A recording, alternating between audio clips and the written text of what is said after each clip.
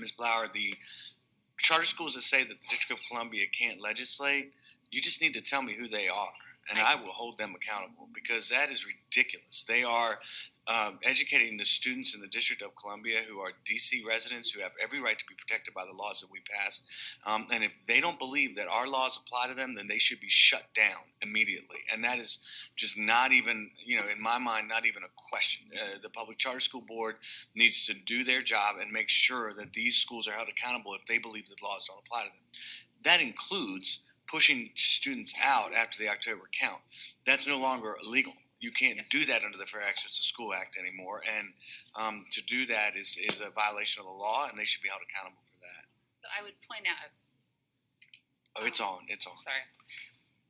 Two things. One, I would point out that AJE has been effective when we go in and share that there is this law that you have to follow. That does work.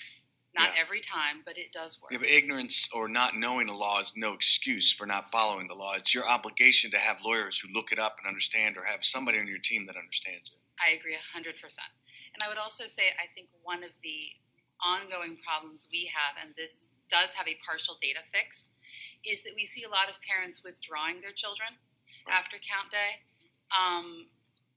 Because the conversation is, well, if you withdraw the child, we will not have to expel them.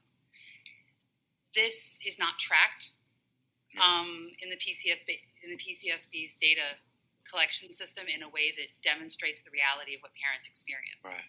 It's shown as a withdrawal when in fact it's a push out. Right.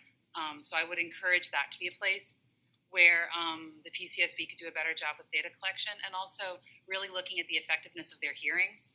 In DCPS, we can tell how the judicial and impartial hearing officer requirements of the Student Fair Access to School Act are being enacted. Right. We don't have that same level of transparency because of how the PCSB records that data. Okay.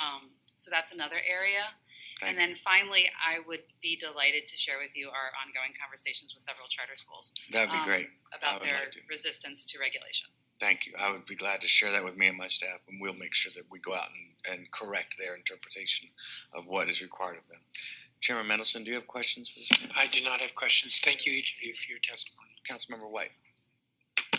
Thank you very much to this panel. Again, I'm going to try to keep it brief. I do want to note, Mr. Nanda, this issue of safe passage is one that I'm working to get more information on, because it's come up since my first education hearing right here on the council.